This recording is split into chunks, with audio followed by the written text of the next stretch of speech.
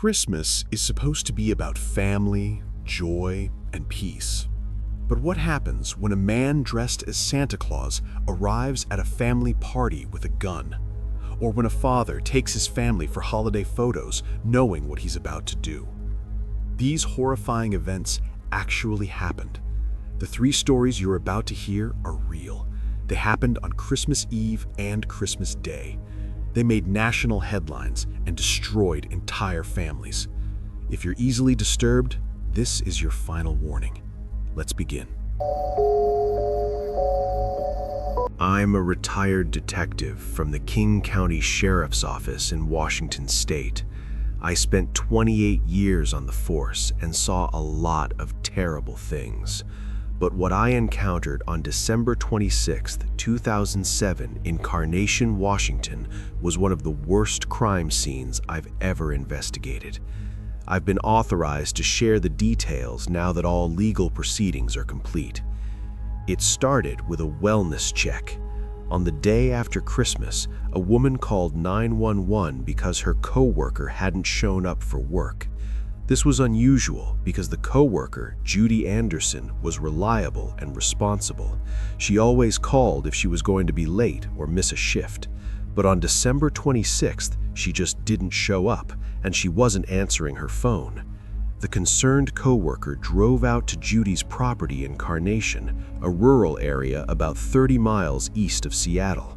The Andersons lived on a large piece of land with a long driveway and a locked gate. When the coworker arrived, she saw that the gate was closed but not locked. She drove up to the house and immediately knew something was wrong. The house was too quiet.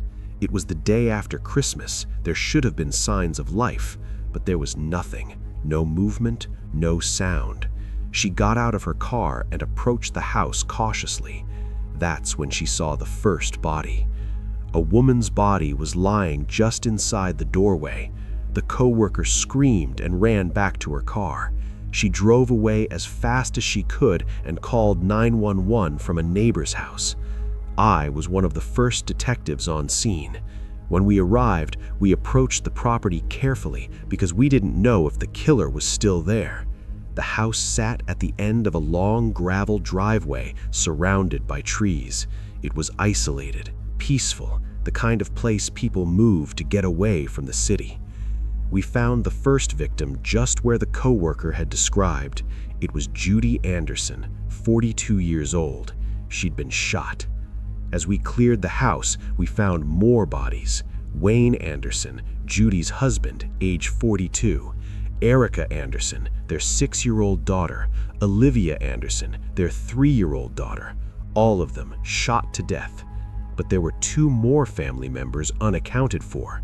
Judy's parents, George and Brenda Hunter, ages 76 and 68, were supposed to be staying with the Andersons for Christmas. We searched the property and found them outside near a storage shed. Both had been shot as well. 6 people, an entire family, murdered in their home the day after Christmas. 3 generations wiped out. It was a bloodbath. The scene was methodical and cold. This wasn't a crime of passion or a robbery gone wrong. Someone had executed these people. The positioning of the bodies, the way they'd been killed, it all suggested this was planned. Here's what made it even more disturbing. When we checked the 911 records, we found that someone from the Anderson house had called 911 on Christmas Eve multiple times, but they were silent calls. The operator could hear noise in the background, but no one spoke. Police were dispatched, but when they arrived at the property, the gate was locked and there was no way to access it without a warrant or probable cause. The officers couldn't go past the gate, so they left. Those silent 911 calls haunted us. Someone in that house knew something was wrong. Someone tried to call for help but couldn't speak, and we couldn't get to them in time because of the locked gate.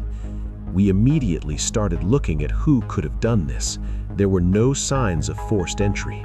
Whoever killed the Andersons had been let into the house willingly. This was someone they knew and trusted. It didn't take long to identify our suspects. Judy and Wayne had an adult daughter from Wayne's previous relationship. Her name was Michelle Anderson, and she was 29 years old. Michelle lived with her boyfriend, Joseph McEnroe, age 29. Both of them had been to the Anderson house for Christmas Eve dinner the night before the bodies were discovered, and both of them were now missing. We put out an alert for Michelle and Joseph. Within 24 hours, they were located in the North Bend area, trying to flee. When we arrested them, Joseph was driving a truck that belonged to Wayne. Inside the truck, we found items stolen from the Anderson home. During the interrogation, the full horror of what happened came out. Michelle and Joseph had planned the murders for weeks.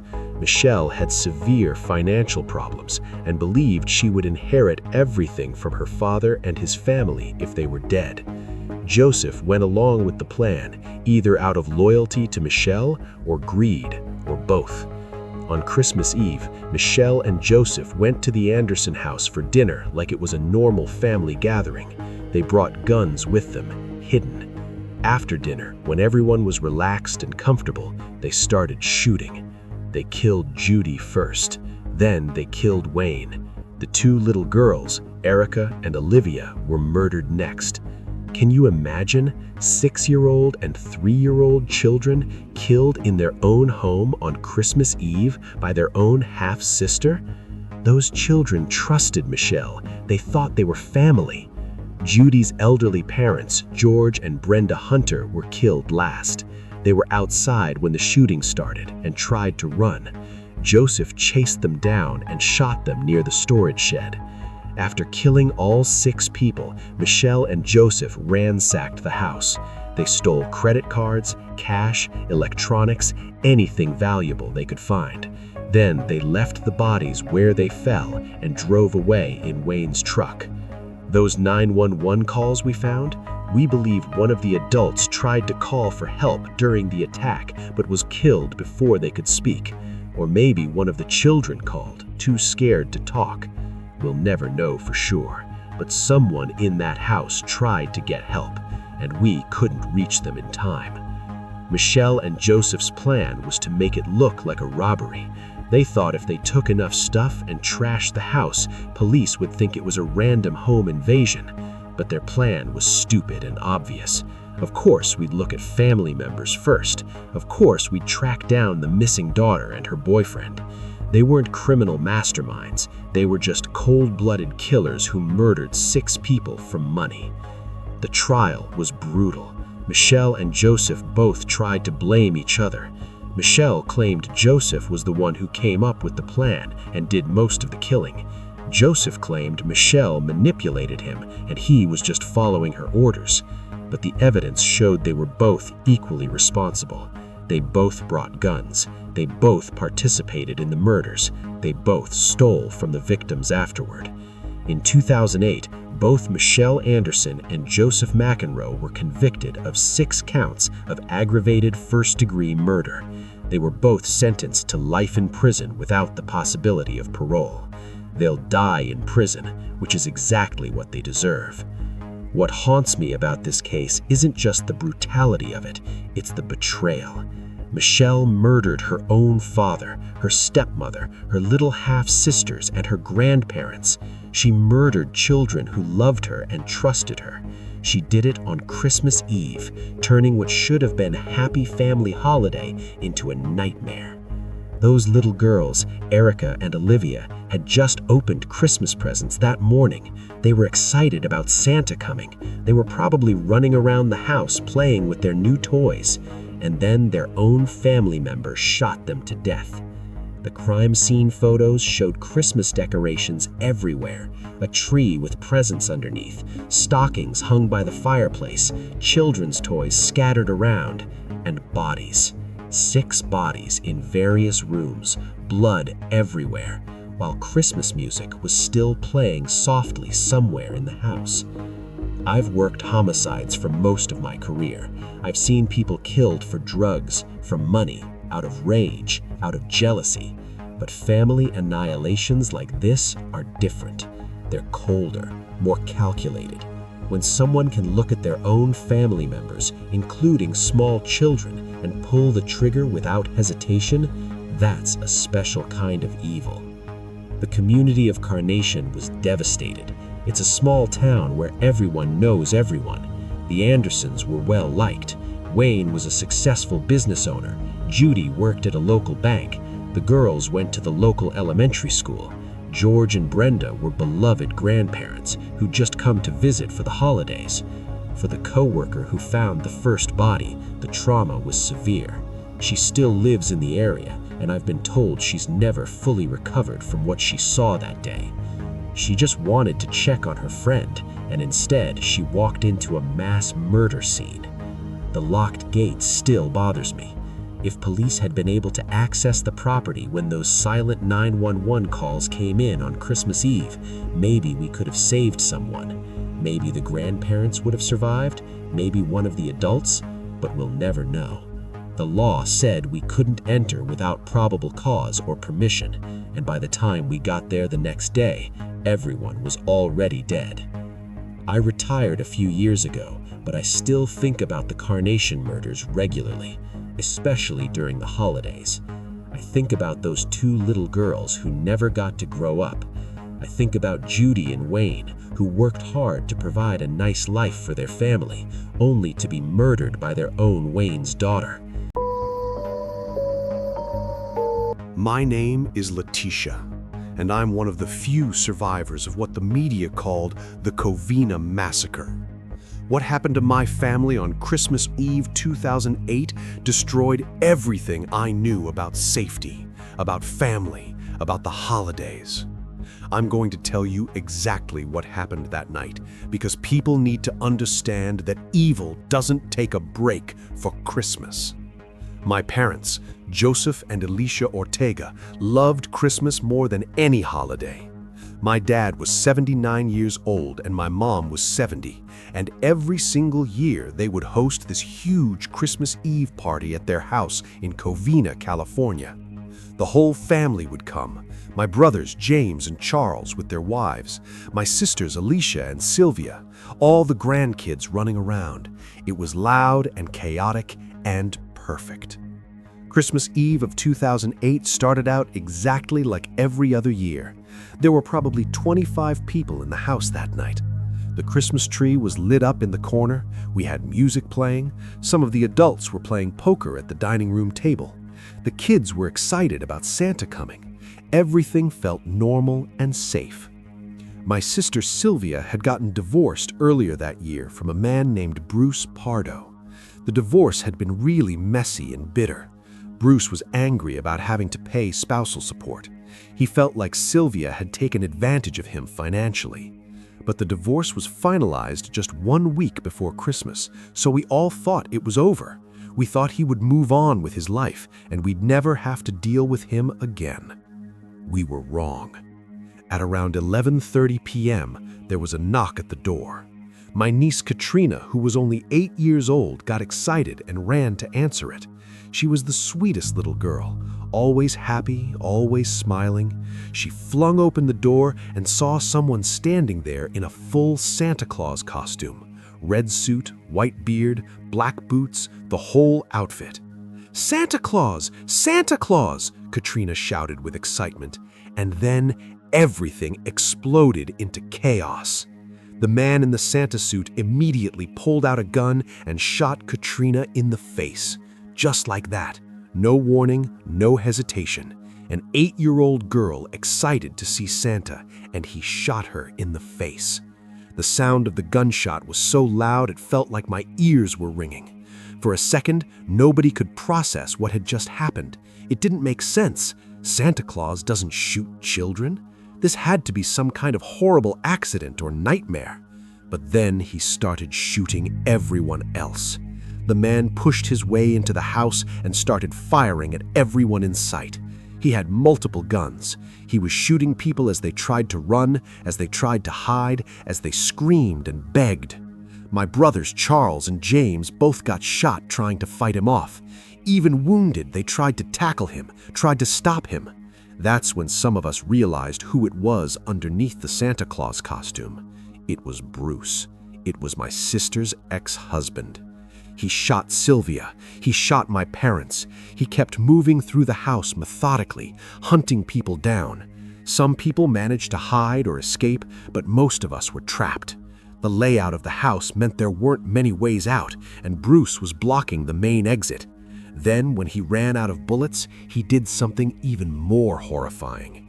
He pulled out this package he'd been carrying, which we thought was a wrapped Christmas present, but it wasn't a present. It was a homemade flamethrower. He started spraying gasoline all over the house, 18 gallons of racing fuel, just pouring it everywhere. At some point during all this, there must have been an open flame somewhere, maybe a candle or the fireplace, because suddenly there was this massive explosion. The whole house erupted in flames. Bruce got severely burned in the blast, and that's probably the only reason any of us escaped. The explosion and fire created so much chaos that he lost control of the situation. I managed to get out through a window with a few others. We ran to the neighbor's house and called 911. I was in shock, shaking so badly I could barely hold the phone. I kept saying, "He dressed up as Santa Claus. He was dressed as Santa Claus and he killed everyone." By the time the fire department arrived, the house was completely engulfed in flames. The fire was so intense they couldn't get inside for hours. When they finally did get inside, they found bodies everywhere. Some had been shot, others had burned to death. They were so badly charred that they had to use dental records to identify them. My niece Katrina survived, but she'll never be the same. The bullet that hit her face caused permanent damage. She's had multiple surgeries. She'll carry those scars for the rest of her life, both physical and emotional. In total, 9 people died that night. My mom and dad, my sister Sylvia, my brothers Charles and James and their wives, my sister Alicia and her teenage son. 9 members of my family gone in less than 15 minutes. 13 children were left without parents. Some kids lost both parents, others lost one. Bruce Pardo drove away from the scene and went to his brother's house in Sylmar. His brother wasn't home. Bruce was severely burned from the explosion, with third-degree burns covering his arms and legs. A few hours later, around 3 a.m. on Christmas morning, Bruce shot himself in the head.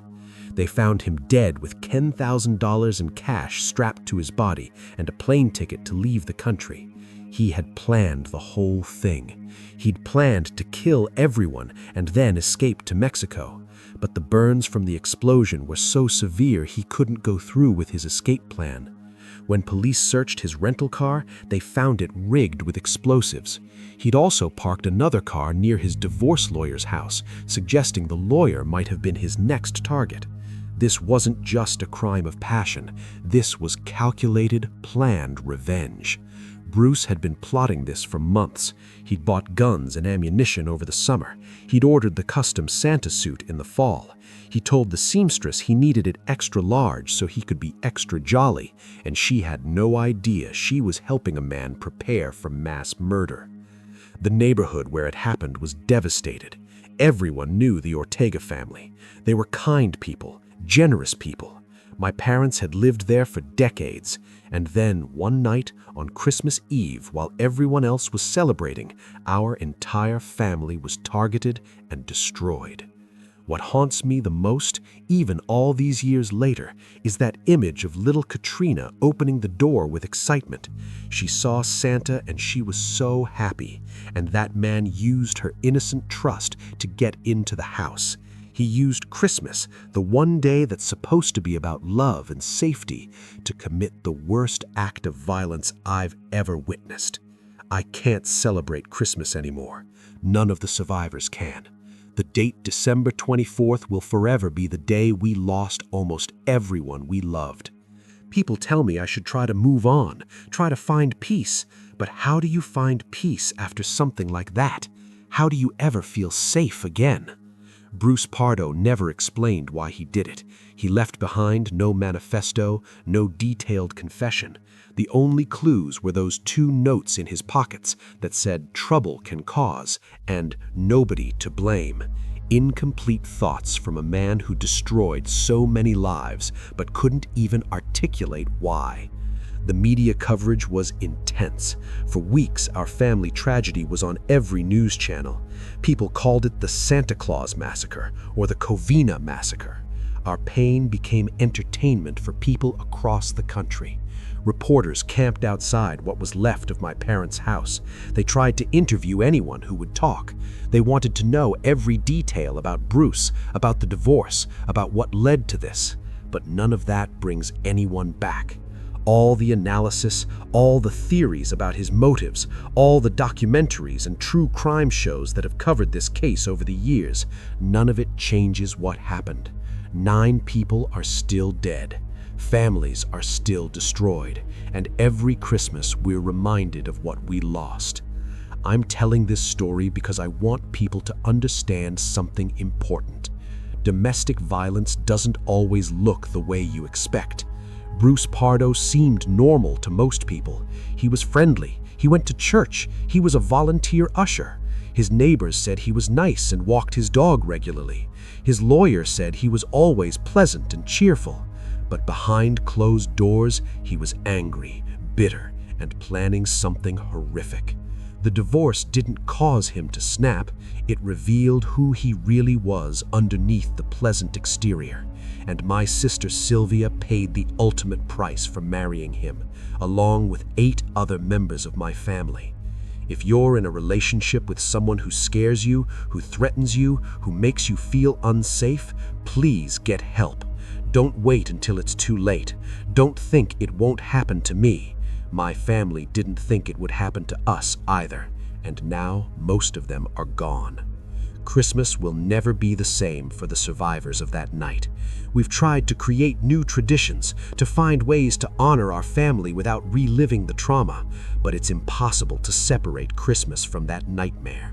The sight of Santa Claus costumes makes me physically sick. Christmas carols playing in stores make me want to cry. The smell of pine trees and wrapping paper bring back memories of smoke and gasoline. That's what Bruce Pardo took from us. My great-grandfather lived next door to the Lawson family in Germantown, North Carolina in 1929. He was the one who discovered some of the bodies on Christmas Day.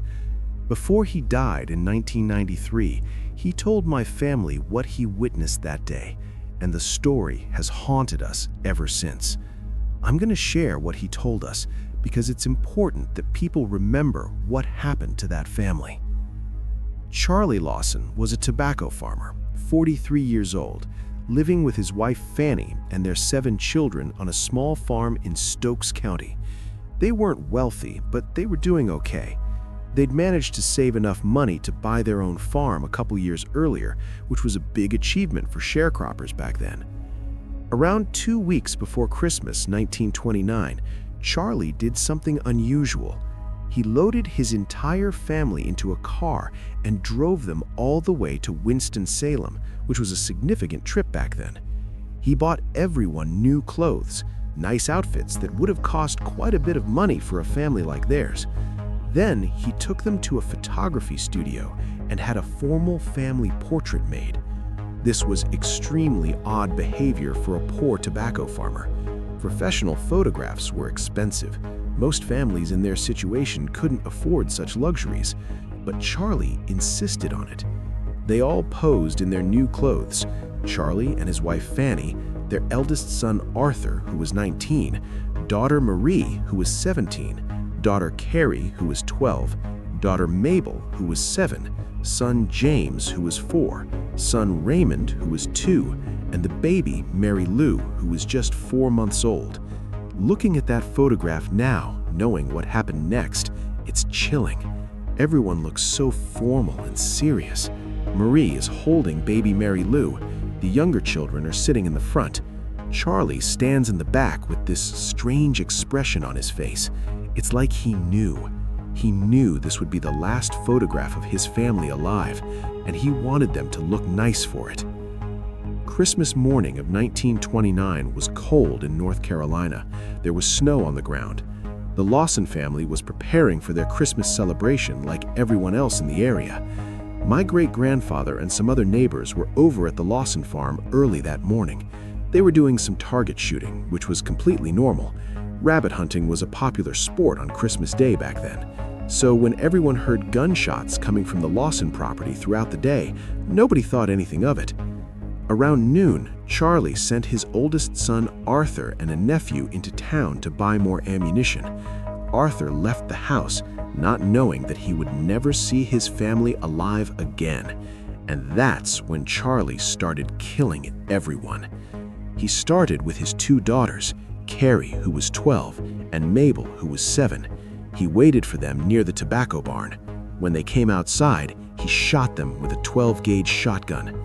Then, to make sure they were dead, he bludgeoned them with the butt of the gun. After they were dead, he dragged their small bodies into the tobacco barn and placed rocks under their heads like pillows.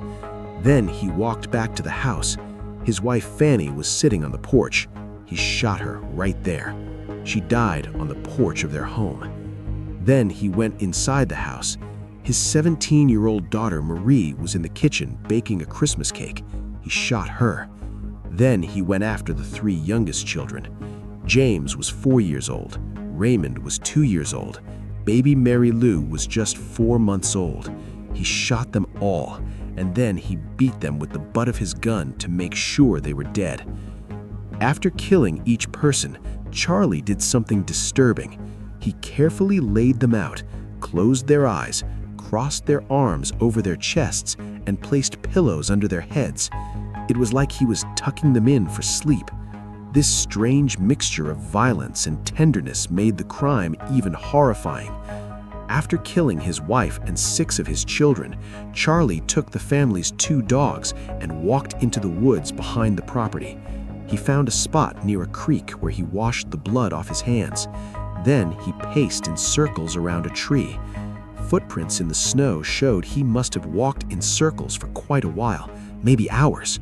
No one knows what he was thinking during that time. Eventually, he shot himself. The sound of that final gunshot is how everyone knew the killing was over. My great-grandfather and other neighbors had started arriving at the Lawson house around 3 or 4 p.m. to wish them a Merry Christmas. When they got there, the place was eerily quiet. The door was open. They went inside and found the bodies. My great-grandfather described it in an interview years later. He said the scene was unimaginable. Blood was everywhere. The walls, the floors, everything was covered in blood. The bodies of the children were arranged so carefully, with pillows under their heads. On the floor, soaked in blood, was a little Christmas poem. Most of the words were blotted out by the blood, but you could still read Santa Claus. Marie had been baking a cake that morning. The cake was sitting on the kitchen counter, finished and perfect, while her body lay nearby. That image, the Christmas cake next to the body of the young woman who baked it, haunted everyone who saw it. They found Charlie's body in the woods. He'd shot himself in the head. In his pockets were 2 notes written on tobacco auction receipts. One said, "Trouble can cause," and the other said, "Nobody to blame." Incomplete thoughts. No real explanation for why he'd murdered almost his entire family. The only survivor was Arthur, the oldest son. He'd been sent to town for ammunition and came back to find his entire family dead. Can you imagine that? You leave home on a normal errand, and when you come back, everyone you love has been murdered by your own father. Arthur was 19 years old. The rest of his life, he carried the guilt and trauma of being the one who survived. The funeral was held 2 days after Christmas. 8 coffins, 7 for the murdered family members, and 1 for Charlie. Despite it being the dead of winter with snow on the ground, over 5,000 people showed up. The crowd was so large that people were climbing trees just to see. Photographers came from all over. The cemetery wasn't big enough for all those people, but they came anyway, drawn by the horrific nature of the crime. The Lawsons were all buried together in one large plot, all 8 of them, including Charlie, side by side. The grave is marked with a massive stone that you can still visit today in Germantown. Right after the murders, Charlie's brother Marion did something that seems unthinkable now. He opened up the Lawson house as a tourist attraction. People could pay money to walk through the house where the murders happened. They could see where the bodies had been found. They could see the bloodstains on the floor and walls. And incredibly, people came. Thousands paid money to walk through that house of horrors. Visitors would take souvenirs. They took bricks from the chimney. They took pieces of the floorboards. They even picked the raisins off of Marie's Christmas cake to keep as mementos. People wanted to take home a piece of this tragedy. Eventually, the cake had to be put under glass to protect it, but for years it was on display with pieces missing because visitors had picked it apart. The question everyone has asked for almost 100 years is, why? What would make a man murder his entire family on Christmas Day? There were several theories. One was that Charlie had sustained a severe head injury a few months before the murders. He'd been complaining of terrible headaches and insomnia. Some people thought the head injury caused brain damage that made him violent. His brain was actually studied at Hopkins University after his death, but they found no physical abnormalities that would explain what he did.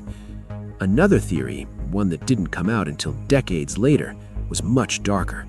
Some family members eventually claimed that Charlie had been sexually abusing his 17-year-old daughter Marie, and that she was pregnant with his child. According to these accounts, Fanny knew about it and had confided in relatives. If this was true, maybe Charlie decided to kill everyone to prevent the secret from getting out. One of Marie's close friends came forward in the 1990s and said that Marie had told her about the pregnancy 2 weeks before Christmas, but there's no hard evidence. No autopsy was done on the bodies beyond identifying the cause of death, so we'll never know for certain if this theory is true. What we do know is that Charlie Lawson committed one of the most horrifying family annihilations in American history, and he did it on Christmas Day, forever tainting what should have been a joyous holiday. The story inspired songs and ballads. In 1930, a musician named Walter Kid Smith wrote a song called "The Murder of the Lawson Family" that became a huge hit. It sold over 8,000 copies, which was extraordinary for that time. People were so fascinated by the murders that they turned them into entertainment. The house where the murders happened was eventually torn down, but the story never died. The case has been featured in documentaries, books, podcasts, and even a Netflix ghost hunting show. The Lawson family grave is still visited by people interested in true crime and dark history. My great-grandfather said he could never forget what he saw that day. He lived next door to the Lawsons for years after the murders, even after the house became a tourist attraction. He said he would sometimes hear people talking and laughing as they walked through the house, treating it like a fun, spooky attraction, and it made him sick. These weren't just characters in a story, they were real people he'd known. These 3 true stories happened on Christmas Eve and Christmas Day. The Covina Massacre, where a man dressed as Santa killed 9 people. The Lawson Family Murders, where a father killed 6 of his children after taking family photos. And the Carnation Massacre, where a daughter killed her entire family for money. If you want more true horror stories, hit that subscribe button and smash the notification bell. Drop a comment with your thoughts on these cases. Which one disturbed you the most? And remember, the scariest stories are the ones that actually happened. Check the description for links to more verified true crime content. Stay safe out there and think twice before trusting everyone at your holiday gathering.